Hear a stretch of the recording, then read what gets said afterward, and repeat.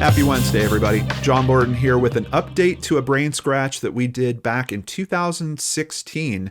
However, it is one of the biggest mysteries probably in the world. It would certainly be on most people's top 20 lists. And are we getting close to potentially finding answers to at least one of the two big questions in this case? That's what today's update's about. If you're not familiar with the case of the Somerton man, I'm going to have a link in the description box below to the episodes that we've done on this previously. But just to give you a little bit of a primer on the case, over at Wikipedia, the Tomam Shud case, also known as the mystery of the Somerton man, is an unsolved case of an unidentified man found dead in 1948 on the Somerton Park beach, just south of Adelaide, South Australia, Australia. Now, unidentified body cases happen fairly regularly.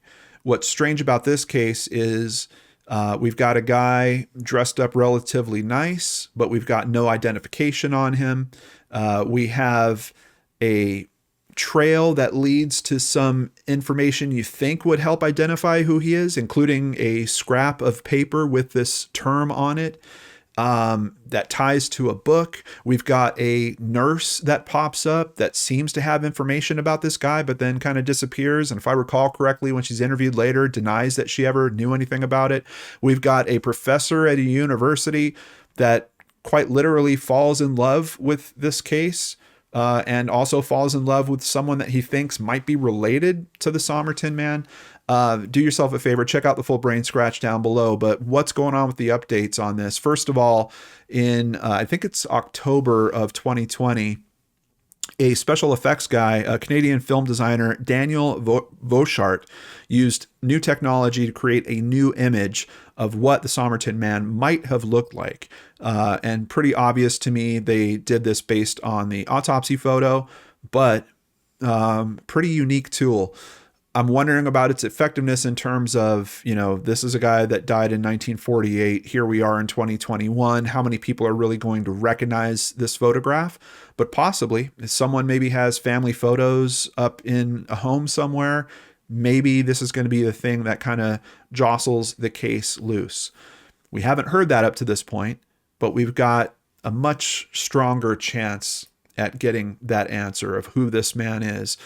Over at abc.net.au, after years of public discussion about digging up his remains, South Australian police have now had an exhumation order approved by Attorney General Vicky Chapman, who said the case has generated intense public interest. That's interesting because I don't know that the public interest has ramped up. I think it's just been constant on this case. This is one of those kind of enduring mysteries that you see time and time again, referred to time and time again. But back to the quote, this man could be someone's father, brother, or cousin, and those relatives and friends deserve answers, she said. South Australia Police has since come to me with the funding and an application, and I've approved it.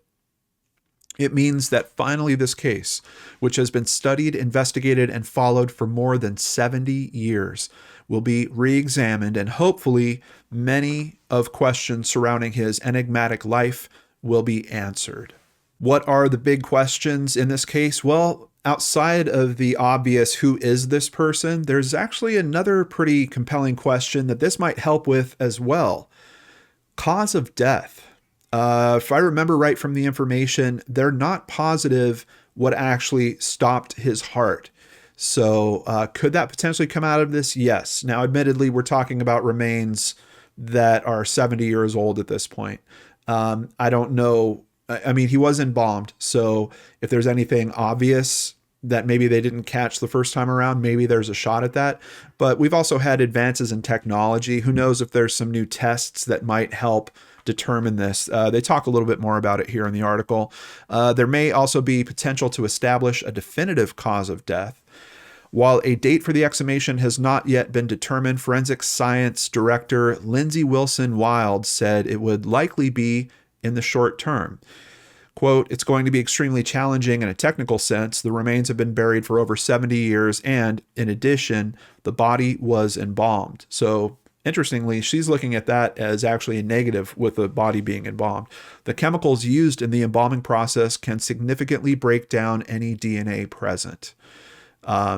Obviously, if you're looking at one side of this coin, the DNA very important, particularly for identifying him. Who knows if we could do some, family genealogy type tracing, almost like a Parabon Nanolabs type job on the DNA.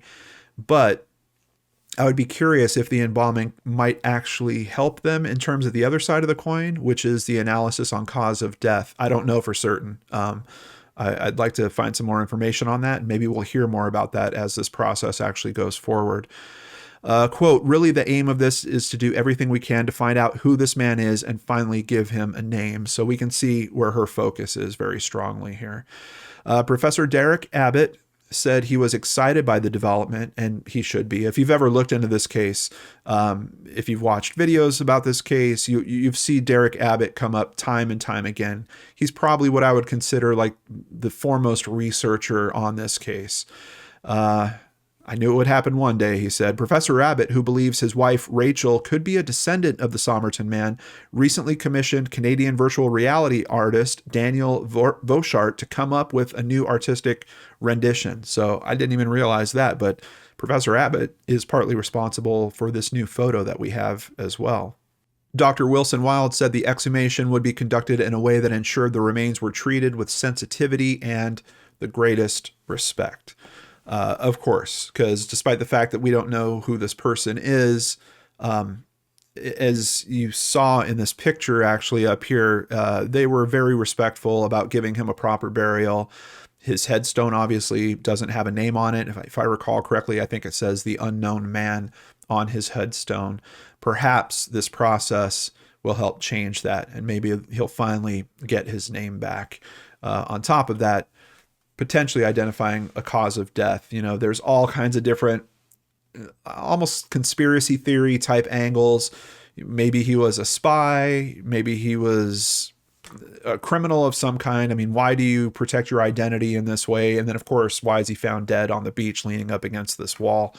It's going to be curious it's going to be interesting to see if the name coming out ties to history that can explain some of the circumstances around, what he's doing in the area, what he did for work, things of that nature.